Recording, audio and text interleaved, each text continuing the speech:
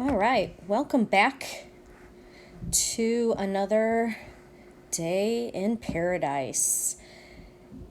We are continuing on with our gas laws, and today's gas of choice is Dalton's law. And actually, we're going to be doing stoichiometry as well, but I'm going to break it up into two. So with Dalton's law, this one's kind of tricky because one application of it is really easy and one is more, I guess, a little difficult. But we're going to start off with just the law itself, which is easy. It says that when you are evaluating a mixture of gases, the total pressure of the mixture of gases is equal to the total, or the sum, sometimes it will say, of their partial or their individual pressures. So that means that if you have a bunch of gases together, you could take all of their individual pressures and just add them up. Kind of like if you had all of your friends together and you wanted to have the total mass of all of your friends, you would just take your individual masses and add them up. So just like that, you could take your individual pressures and add them up. So if you were to collect a gas, a group of gases, a mixture of gases, by what's called water displacement, because it's hard to collect a gas and know that you've collected a gas, because gases most of the time are kind of invisible. So you have to collect them by water displacement to know that you've collected them. You can have their pressure determined by subtracting the water vapor pressure at the temperature of the experiment and subtracting that from the atmospheric pressure. So there's kind of, like I said, two versions of this law that you're going to see. The first one, like I said, very simple. We can kind of call this version A right here. And then there's the second version, which we could call it kind of version B. Version A, like I said, if you had all of your friends and you just were to sum up your masses, this is like if you were to sum up your pressures. P total equals P1 plus P2 plus P3 plus P, etc. So if you only had two gases, it would be P1 plus P2. Or if you had just a gas that you were collecting in water, the gas you would find by subtracting the water vapor's pressure from the atmospheric pressure. So ATM there is the total pressure, and you would subtract the water vapor pressure from that. How do you know the water vapor pressure? Well, you are typically given it, or you have a table of the vapor pressure of water. Excuse me. So sometimes you're given it, or sometimes you have to look it up in a table. Understand that the pressure of the water vapor changes with temperature. And you have the lowest temperatures way over here and the lowest pressure. So when it's really cold water, the water vapor pressure is very low, and as you can see, very high temperature has very high water vapor pressure. Think about it, if you take a shower, as the temperature of your water gets hotter, you know you have a lot of water steam, I guess, present in the shower. And so if I were to draw this, when you collect a water or gas over water, you have like a graduated cylinder upside down. So this is my graduated cylinder upside down, and you have water vapor, so those are my blue dots. This is like steam in my water. This is my water. I guess I could use just water. And then you have the gas collected in it. So you have a mixture of a gas in there. And so the total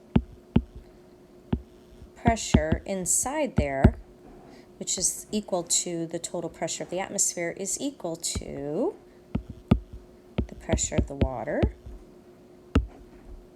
and the pressure of the gas. So if you want to just get the pressure of the gas, you have to take the difference between these two. So you subtract the P atmosphere minus the P water, and you get the P of the gas. All right, so we are going to now take gas A, exerts 350 torr, gas B exerts 270 torr, and gas C exerts 120 torr of pressure. Calculate the total pressure of the mixture of gases A, B, and C. So that would be using, if we look at it, that is using this form gas of our Dalton's law, A, P total equals pressure of gas A plus pressure of gas B plus pressure of gas C. We only have three gases here, gas A, gas B, and gas C. So we're going to plug this in. We have 350 torr plus 270 torr. Sorry, I'm writing so big. And 120 torr. And when we add all of those up, we get, when we plug it into our handy-dandy calculators, we get 740 torr. Because none of them are good to the ones place, I do not add a terminal decimal, and so that is my final answer. In the next one, we have a sample of helium is collected over water at 20 degrees Celsius. Atmospheric pressure is recorded as 1.05 atmospheres, and the partial pressure of water at 20 degrees Celsius is 0.023 atmospheres. So it's nice here because they do give us the partial pressure of water, and we don't have to look it up in a table. If they didn't give it to us, we'd have to look it up at the table, and we'd have to look at 20 degrees Celsius. So if you look at the table, 20 degrees Celsius tells us 2.3 kPa, and we would have had to have converted that kPa to atmospheres, but we've done a conversion of atmospheres to kPa before. It wouldn't have thrown us off. I believe you guys can do that. In this case, we're going to use equation type B here, where we have our pressure of our gas. Which gas do we have here? Helium. And it's equal to the pressure of the atmosphere minus water vapor pressure. What's the pressure of the atmosphere? Well, they told us the atmospheric pressure is, oh, I don't need to do that. Let me erase. Atmospheric pressure is recorded as 1.05 atmospheres. And water vapor pressure, they told me, is 0.023 atmospheres. Now, sig fig wise, we have 1.05 atmospheres minus 0.023 atmospheres. So we have a place value rule here. Remember, we'll do a little review of sig figs for subtraction. We get 1.027.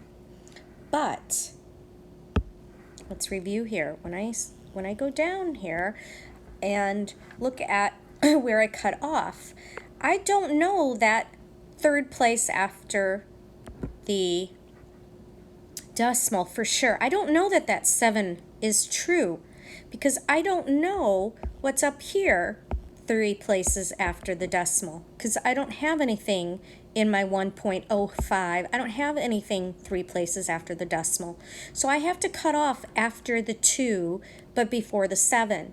So that 7 rounds that 2 up, and my final answer, final answer, is going to be 1.03 atmospheres. Because I can't say it's 1.027 atmospheres, because I don't know that that 7 is a for sure thing. All right, there you go. That's Dalton's law. I'll stop here and come back for gas stoichiometry.